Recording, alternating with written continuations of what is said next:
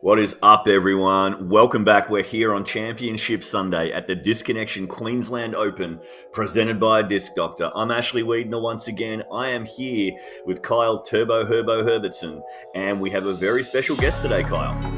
Absolutely. We are joined by Dan Frost. You saw him yesterday on round 2, and he's back to give his thoughts on round 3. Hey guys, thanks for having me. It's a pleasure. Absolutely. Absolute pleasure to have you here, Dan. Thanks for jumping into the booth today. Speaking of jumping in, let's jump into Timmy Bohan's bag. Look, I think most people in Australia know it, but for anyone else, it's a bunch of destroyers in there. The famous fourth circle Taipan that you'll see a lot, and also Timmy's Thunderbird, and he will be putting with his classic judges today.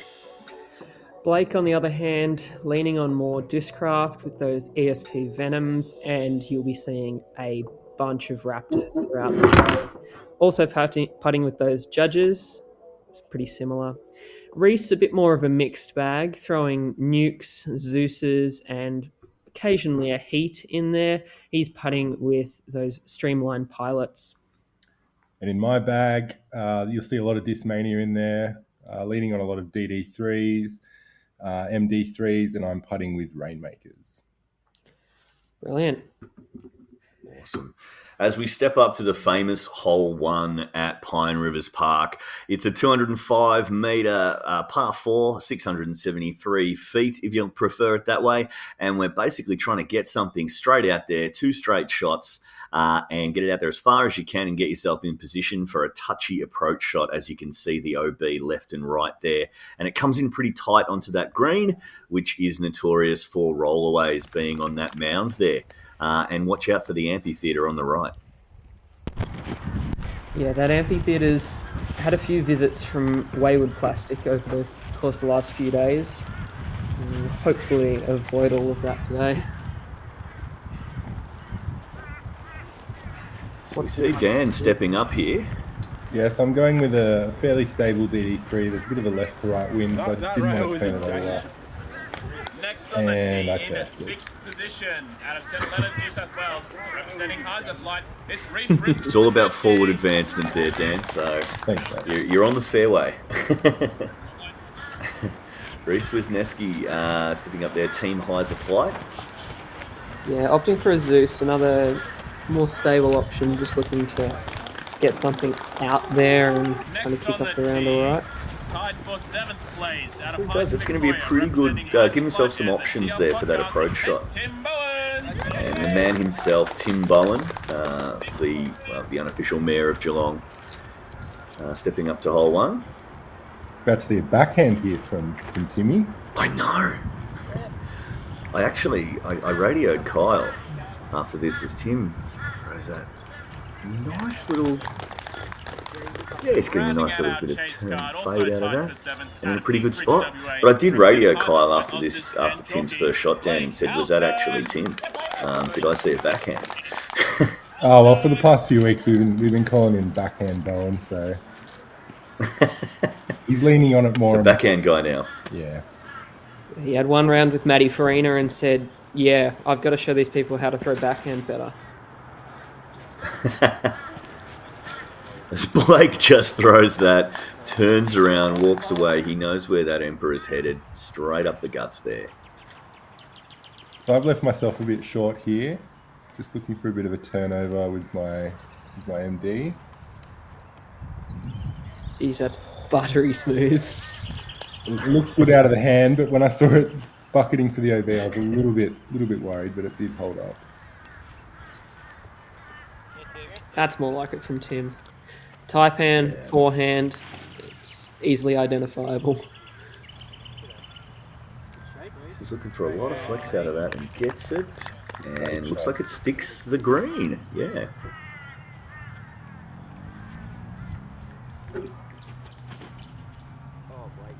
Ooh. Nose up, sword off.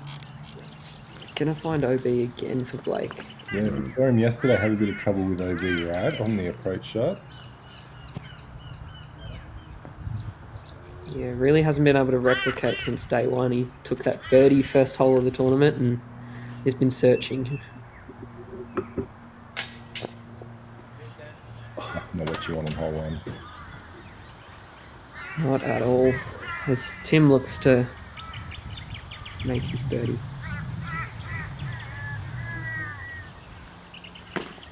Oh, that's not what you want on hole one. No. Yeah. Bit low there from Tim. Can Blake capitalise? He does.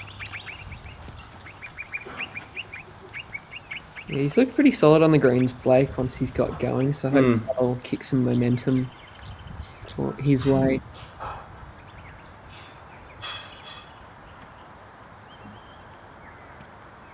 He's lining up to the only birdie of the card here and cans it nicely. Yeah, he kept faking me out there with those practice swings. I think by like hole 3, I'd gotten hold on it. He does do it on every putt as well. Very good routine, Rhys. Yeah, absolutely. It's such a nice thing to have that consistency and just not even have to think over a putt. You're like, I've done this a million times before. Hole 2 now, 168 metre par 4. Basically looking at 2 tunnels here. This first tunnel is more of a placement shot, either a mid-range or a putter for a lot of these guys, and then basically just assessing their lie and seeing whether it's a forehand, backhand or straight shot into the green and navigating that plateau and fall off to the left.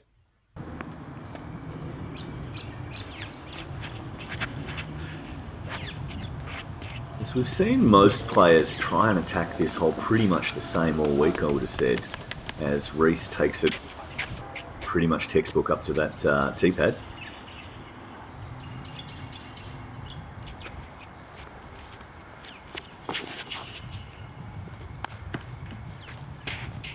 Yeah, so I was throwing my MD3 there, just kind of slipped out a little bit early. Bit of trouble on the left there as well, so be doing well if I can get past from there.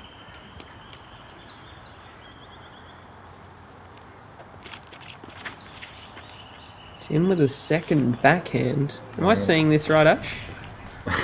Yeah, you are, and he's pumped that down a long way. That's a pretty, it's not a long shot, but it's a long way on this hole. It's a great position to be in off the tee. Blake sticking to the routine here, pulling that jawbreaker zone out again.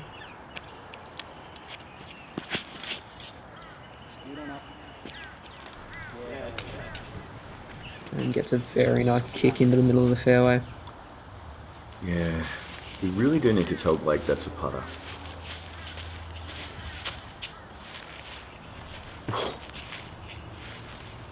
Remember Kyle turning to me at this point saying, "Did you go for that gap?" Yeah. I think Catchcan completely lost it, but fantastic. Great shot there from Blake. Blake's pushed a bit long. Yeah. Yeah, it's still a long way to get out of that second shot gap there, as Rhys is finding out here, coming up a bit short of the end. Had to navigate that T sign there that he was way too close to really put a good move on it. Timmy's left himself a forehand down the left-hand side of the fairway there, and he says, "Thank you very much, I'll take that." I'm basically on a bushwalk at this point. Just keep finding myself in the trees.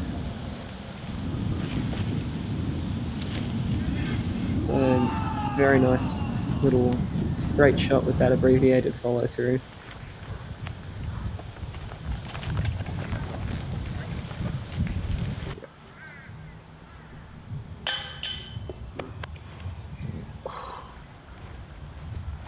Yeah, a little bit of Two off the frustration. band, Dan. A little bit of frustration creeping in there. And it's worth saying it was a little bit windy on this day. Day 1 was the windiest. Day 2 was very calm. Day 3 was just enough wind to kind of put you off your putt a little bit. So, yeah, I think you can. That's a nice putt from Rhys there to clean up. But I think, yeah, to what you say there, Dan, and you can see the flags every now and again sitting up, sitting up straight and looking like a flag, which, yeah, can, I imagine, get in your head on those greens. So hopefully after a few holes, we're all dialed in. Tester here for Dan. And Nailed yeah, it. cancel that one. Alrighty, hole 3. Nice 106 metre left to right through the trees. Big clump of Guardians stopping you from soaring it off and coming in short towards the green, and trouble all the way down. So nice accurate forehand or backhand turnover is likely what we're going to see here for players to get themselves into the circle and give themselves a nice putt that does have OB rolling away pretty quickly behind the green. So touchy hole this one, and a nice birdie to get if you can. As Timmy steps up first with that famous forehand. And we see it coming in just a little short there into those trees. Rhys with his passion here, not quite getting the amount of turn he was after, but should have some sort of look towards the basket to save his par. I went with my Colour Glow FD there. It's a fairly flippy one. Almost had it on the right line, but just nicked that bit of cabbage towards the end there. Yeah, it did look like you had a perfect amount of turn to get yourself around those trees, and that cabbage really. Honestly, Blake it's a great shot from Blake. I think it went through him. He's doing the same thing he's done every day, Blake. Yes, somehow getting that forward skip all the way through the trees. Mystery. So this hole, like a lot of the par 3s on the course, it's really about getting off the tee and just kind of making some distance. With a lot of the par 3s, if you hit anything early, you're really going to be struggling to make your par. So I think a lot of us were fairly willing just to get through that gap initially. Yeah. Ooh, Good flag. great flag there. As we see a few seconds later here for Blake's putt, the flag is sitting down and it's standing up. So that wind really swirling around on this green, and Blake navigating it nicely for birdie.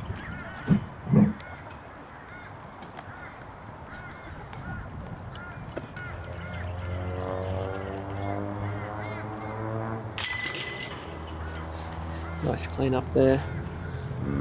Safely in there. As a backhand player, I'll take Blake? par on this hole. Even in the practice rounds, it's pretty tough to get the angle right on the disc to have a birdie look. But Jade Brady did it a number of times in practice and probably in the comp as well. So it is possible. Hole 4, a longer par 3, sitting at 129 metres. Formerly a par 4 on the normal layout, but with a removed Mando, now players can opt to go over the road and really push for that birdie. Around to the left is a much more technical line. Safe from OB, but could easily take a bogey just from some tree hits in there. It's made for some very interesting shots over the last 2 days on our cards, Kyle. So looking forward to seeing what it brings today as Blake finds his way into the fairway. We lost him for a second there. Found a portal in those branches and kicked it out in the middle. Timmy not quite putting enough turn on that. That is the mistake to make if you're going to make a mistake. But it is a bit frustrating, even when you get up there after that mistake. It's quite a long way to the pin. And I've done the exact same thing. Threaded the needle through a lot of those trees there. Out of the equation, thankfully. And Rhys doing the same. That's going to be a bit little inside there. Yeah, it's a familiar spot for myself, but for Rhys, hopefully going the other direction. Gets some forward advancement, but tough to navigate the height and the turn. Tim with a rare this touch basket. Capitalize. I think this touch approach with the OB behind that's very prone to disc sliding into is just making a few players think twice, I think, and was all weekend. Nice approach from you through those trees. Bases it and tap in.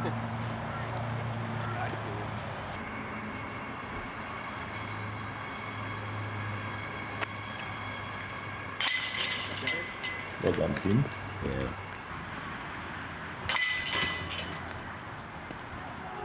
Rhys minimising the damage.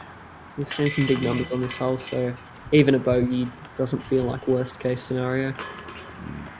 Yeah, this hole not birdied and playing almost a stroke over par on day 3. So yeah, nice to get away with that with a par. So as we move on to hole 5, we're in the woods again. We're heading straight down to a green that has some trees behind it. There are a few lines. You've got a forehand line or a backhand line, and you've got some OB off to your right. It's a path. Relatively straightforward shot. You've just got to be good enough to hit that gap. Yeah, or manifest a gap in some cases. There's a lot of choose your own adventure about this hole, and let's see what these players end up doing. Like getting through all of it, just pin high left. Yeah.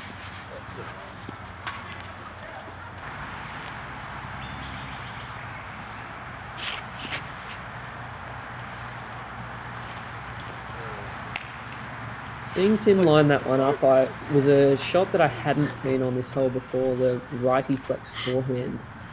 But it was really close to coming off, just clipping some cabbage.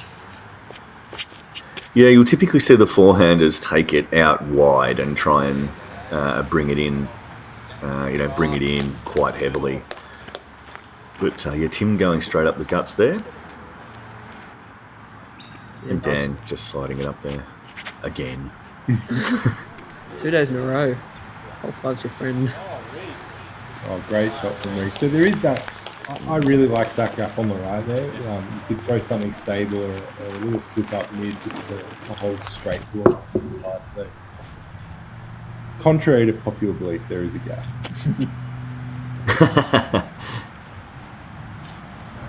Yeah, it's one of those ones that age-old advice of turn around and look at the hole backwards. When you finish playing it, really pays off on this hole. Me watching it, filming the catch cam side of it, gaps are obvious. Stepped up to the tee the next day and I'd forgotten them all again. Tim tapping in his par.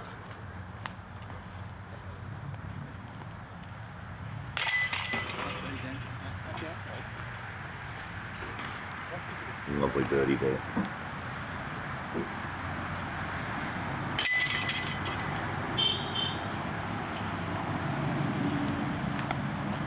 Yeah, overall, not a bad played hold from the card. Move into hole 6. 169 metre par 4 with a bit more than meets the eye. The tee shot, another very open shot, forehand, backhand, straight fairway. The options are all pretty open. It's just a matter of placing yourself well for that approach, with the left-hand side being a bit more dangerous, having to cross that OB and potentially not cross in bounds, or play it a bit safer out that right-hand side. Yeah, as we see Dan step up here, a lot of players say over the weekend this would be, or they see this as one of the more attackable holes on the course with that par 4. I'm not sure if that's the way you'd see it, Dan, but how did you view this hole walking up to it? Yeah, I definitely think so. I think there was an advantage to having the forehand just to get that much further right off the tee shot, because if you end up where I ended up just then, the 2 big trees guarding the basket do cut you off a little bit. You have to throw a bit of a stall shot into the green. The other option is, of course, what Blake's doing, which is just to blast it as far as you can and hope you can kind of chip up a little forehand around the other side.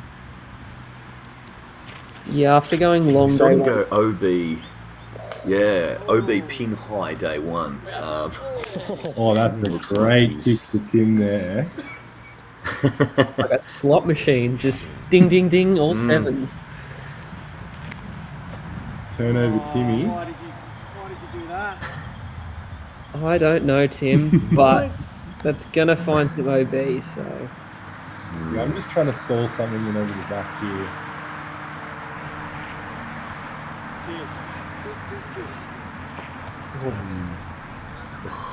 Very lucky not to run OB there.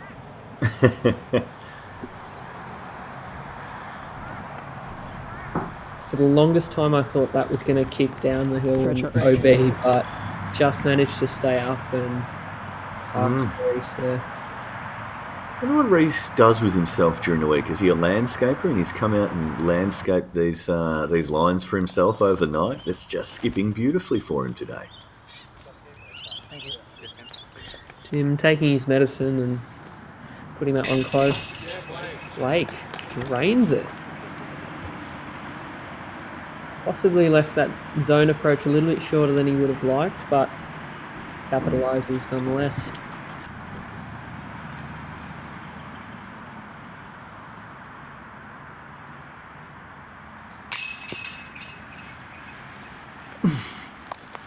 Struggles with the putt continue. This will be my 6th tuck in a row.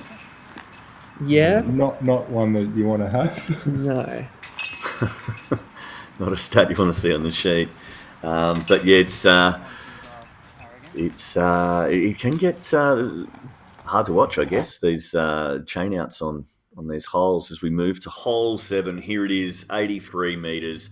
Nice 83-metre shot for a righty forehand or backhand turnover, and the lefties should have a good time getting up there. A few trees to navigate on the left.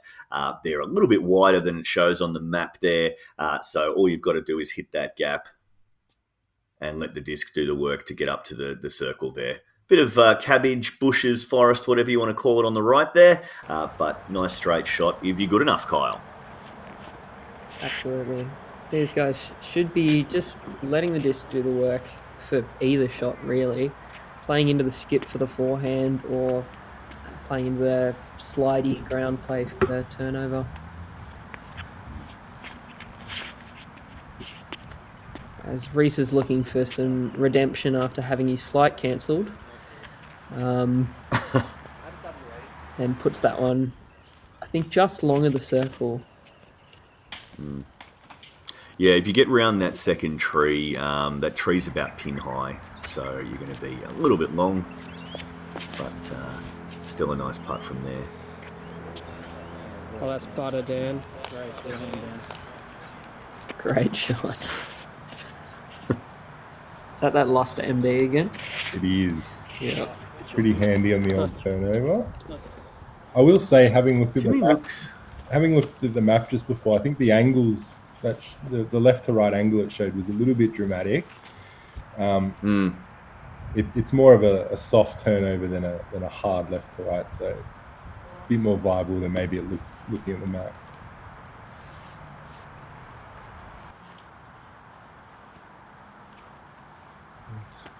Timmy after throwing what looked like a forehand thrower, was it, Kyle? I think it managed to flex out being that Taipan, but Good putt nonetheless. I'm just concerned about Timmy advertising another podcast other than the tee off. You want to throw too many of those, Tim? 3 taps in for his par. 8 birdies on this hole for today. Playing 0.3 under its par, so about a third of the field really enjoyed this hole. I loved it. And there's one of them. There's one of them right there. I think that was my only birdie for the weekend on that hole. Hole 8 though, 236 metre par 4. Looking to get a birdie on this one, Dan? Always, never lay up, never look for par. Very much one of those bomber par 4s. Want to get up close to that red basket, hopefully on the upslope so that you have a bit more of a look at the basket. And then the approach, the only mistake is pushing long and left into that OP that sits at the edge of the circle. Otherwise, we'll really see some great throws here. Yeah, it took some big numbers over the weekend, this hole. So a lot of curiosity coming from down south from friends of mine texting me during the tournament. What is going on at hole 8? What is that? Is that just all water? What's the story there? I think they did a really good job of making what is a wide open hole challenging and kind of interesting with the OB. I'm not usually a big fan of artificial OB, but I think with the platform up top on the left and then the ditch on the right, and the OB quite close to the basket, it made for a really good hole. Yeah, I tend to agree. And the natural landscape of where they chose to put the OB line really made it, one of those very difficult to make, or mistakes aren't rewarded on this hole, which I think makes for a good hole. Yeah, and even a bit more on the theatric side of things, having the hole 10's tee pad sitting above watching the green, it made for a couple of interesting exchanges. Basically, whenever anyone asked about this hole over the weekend that wasn't at the tournament, I explained it by saying, think of hole 1 at the country club at Emporia. That OB down both sides, you've just got to keep it straight. As Blake keeps it up on the rise today. He's been in the ditch the last few days and managed to get up and down from there, but he's put it longer and straighter today, so slightly terrifying as the catch cam operator, to be honest. Rhys just found himself on kind of the edge of the ditch, so he might have had a bit of awkward footing there. As I did as well a little bit. My aim on this hole was really to stay up on the top shelf because I really didn't want to deal with the awkward footing. Tim with another backhand. Also, I feel like being in that ditch, possibly having that rise to navigate, will tempt in a bit more nose up and really flirt with that OB. Yeah.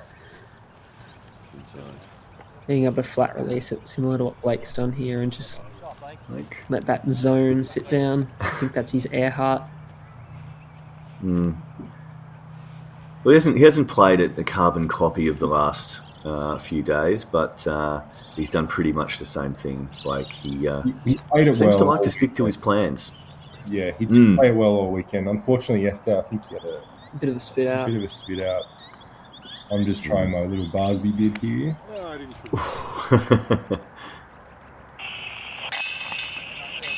Well done. Make sure of it today. Yeah, well deserved. And I think that was the walkie-talkie going off in his backswing. I spoke to Ash after that. I was like, did you just radio me something? I think it was the high voltage wires doing some interesting things, but the walkie was never heard from again. Yeah, we do make an effort with the walkies to turn them down when we get close to cards, but I think we may be investing in some earpieces pretty soon to avoid that going forward. Hole 9. Hole 9, par 3, 115 metres. It's a reasonably long forehand line, or again, backhand turnover for a righty. Lefties, it's just a lovely shot up there, I believe, Kyle. Did you enjoy this hole, Kyle? I'd enjoy it if I wasn't quite as noodly, but I appreciate the lack of bogey that happened on this hole from my memory. It is one of those holes where if you're not getting a birdie, you are probably taking par, unless you have a bit of a roll away or a tricky putt. So the scoring separation wasn't huge here, but it was definitely a very good move. Yeah. Was it me?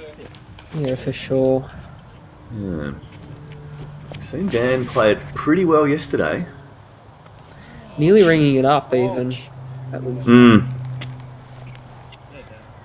Not quite getting as much turn as yesterday, but I'm pretty happy with that, to be honest.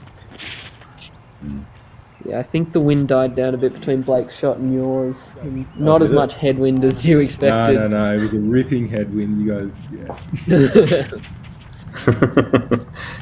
Rhys putting a full body into that one. Just inside.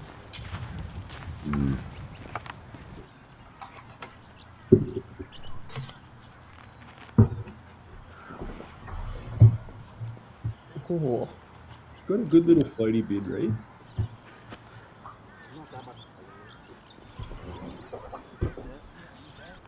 Jim also giving it a bit of a run. It was a layup from Tim. We're done with that. Hitting those chains, but not enough of them, unfortunately. Oh, that's a Dan with the edge of circle birdie and run it in. I guess that's the secret. Put yourself outside the circle. Don't worry about those C1 putts. Okay, you can't have a low C1X percentage if you don't give yourself putts. I feel like that's a quote stolen from my book. We see the rest of the card tapping in their pars, as predicted by Dan at the start of the hole. If you're not birdieing, you're parring. Absolutely. As we take a quick look at the scores through 9 holes, as with that birdie, Dan moves up into a tie for first with Jade at 4 under after a 2 down front 9. Paul Phillips making a bit of a move with a 5 under front 9. Really quiet for those first 4 holes and then suddenly taking them all. As Austin's fallen back quite dramatically, starting birdie, double, quad. You don't see that often. The rest of our card going all right, but we'll see what they can piece together around this back 9. All right. Well, thanks, Dan, for joining us for the front 9. We hope you'll stick around for the back 9 as we do you, the dear viewer. You can see the rest of the back 9. Head back to our channel, like and subscribe for all of our new content as it comes out. I've been Ashley Wiedner. He's been Kyle Herbertson, and our very special guest, Dan Frost. Thank you very much. No worries.